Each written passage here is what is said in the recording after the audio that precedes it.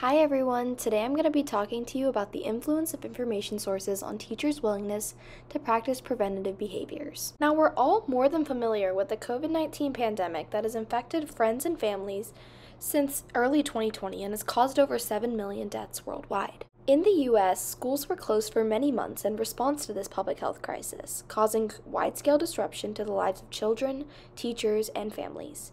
When reopened, teachers served as frontline workers with a much higher risk of exposure to the virus causing COVID-19 daily. Before vaccination was available, preventative options included social distancing, masking, and regular testing to enable the detection and isolation of cases. Uptake of these practices varied considerably, and prior research has suggested that people who rely on formal sources of information, like public health reports, are more likely to adopt preventative behaviors than people who rely on informal sources of information, such as social media. To understand how information sources impact teachers' willingness to practice preventative behaviors, we analyzed a survey asking questions about their willingness to receive the vaccine and participate in a weekly testing program.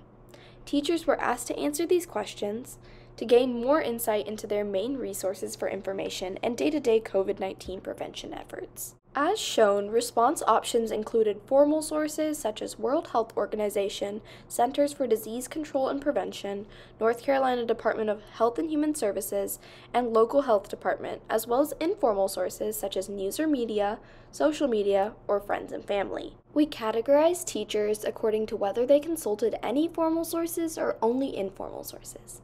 After that, we identified two specific aims, one dealing with the likeliness to receive a vaccine and the other with the willingness to be tested weekly. Responses were then split into two groups, those who demonstrated some interest in using the preventative behavior and those who showed no interest. To determine the relationship between type of information source used and preventative behavior, we utilized logistic regression models to estimate the odds ratio for each exposure outcome association. In simpler words, we compared the odds of each outcome in those consulting any formal source of information versus those consulting only informal sources. As hypothesized, we found that NC teachers consulting formal sources of information were more likely to want the vaccine and be willing to participate in a weekly testing program than those who consulted only informal sources.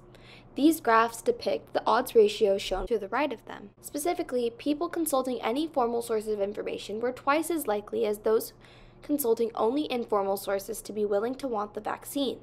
Its odds ratio is 2.0, with a 95% confidence interval ranging from 1.3 to 3.2 times as likely. Teachers were also 1.5 times as likely to be willing to participate in a weekly testing program. Its odds ratio is 1.5, with the 95% confidence interval ranging from 0.9 to 2.4 times as likely. The odds ratios show that there is a more likeliness for teachers who consulted formal sources of information to be willing to practice preventative behaviors, though not by much. Our main goal was to dive into how much informal versus formal information caused shifts in views in the pre-vaccine era.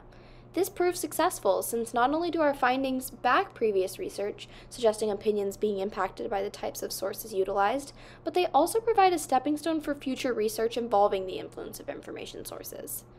There are many limitations dealing with the timing of the survey because it was conducted during a time at which the COVID-19 pandemic was rapidly evolving. Vaccines were not readily available, case rates were quickly increasing, mask use was required at public locations, and many statewide mandates were put in place to limit gatherings. Our results are also limited due to the smaller sample size and the incomplete participation of some of the teachers in the sample.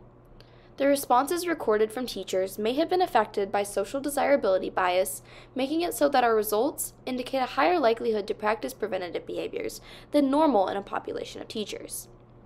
However, our results suggest that innovative ways to improve the uptake of formal information sources or deliver accurate health information through informal sources may be beneficial. Thank you to the North Carolina Policy Collaboratory for sponsoring the data collection, and a special thank you to Dr. Kimberly Powers at UNC Chapel Hill's Skillings School of Public Health for being a kind and supportive mentor.